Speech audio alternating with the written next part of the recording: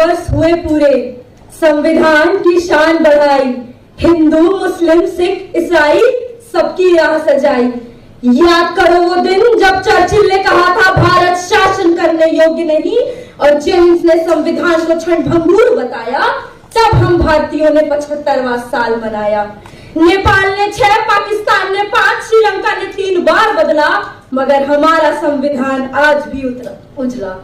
Greetings to everyone. I am Riya Gupta from the land of coal, Dhanbad. Today, I am here to share my views on 75 years of Indian Constitution, a journey of rights, duties, and progress.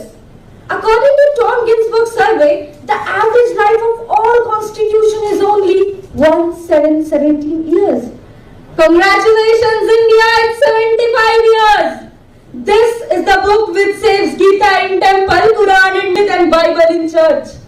Our constitution gave us right to equality, where a tribal woman can become a president.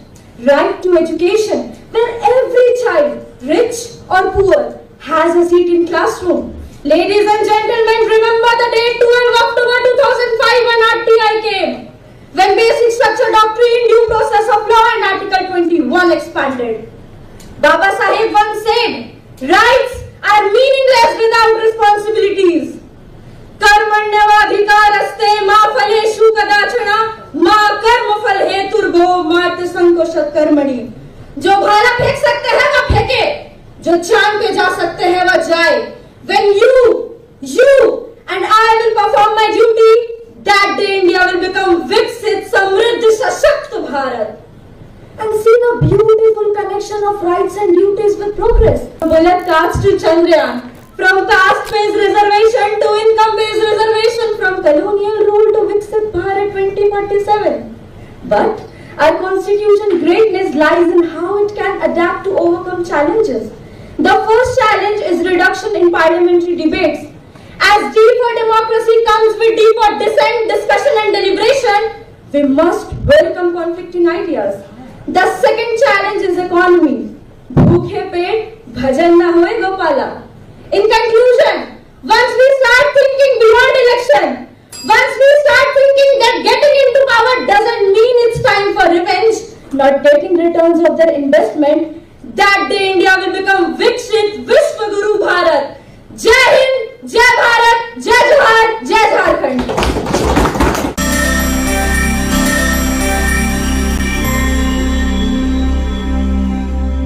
Greetings to honorable judges, speaker sir, and respected members. Today, I am speaking on the topic One Nation, One Election and its profound impact on electoral behavior and voter psychology.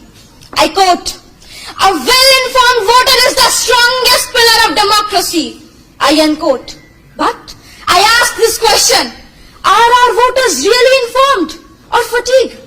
In Bihar local elections that held just after Lok Sabha election experienced a 12% drop in voter turnout. Speaker sir, one election will make our journey from 60-70% turnout to 80-90%. And not only this, speaker sir, the estimated rural voter turnout is 69% compared to 60% in urban areas. Why this difference? This difference shows that people in rural areas are more attracted towards freebies, whereas people in urban areas are fatigued due to frequent elections. Simultaneous election will ensure that the party that will become in power has greater legitimacy. Speaker sir, they want governance, but they are the one promoting revelry culture.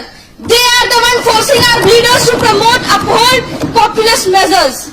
According to CSDS Delhi report of 2023, a striking 68% of voters prefer direct cash transfers. They skewed rational decision making us dependent on freebies and conditioning us to be tolerant of bribery culture, which is against one of the 11 Sankalp of Samvidhan Divas. Now, Speaker sir, look outside. China developed and China planned 50 to 100 years ahead. Japan focused on technology and innovations. But what we focused on? Short-term benefits. Simultaneous election will also change our mindset. Now, look around you. People of every religion, every caste sitting behind each other without any barriers. then who are these people fighting in the name of religion and caste? Speaker sir, it's actually a propaganda which further exacerbates during times of frequent election. One election will stop this chaos, reduce communal violence, and let them to vote rationally. Now, Speaker sir, there are challenges too. There are chances that regional parties and regional voices may get overshadowed.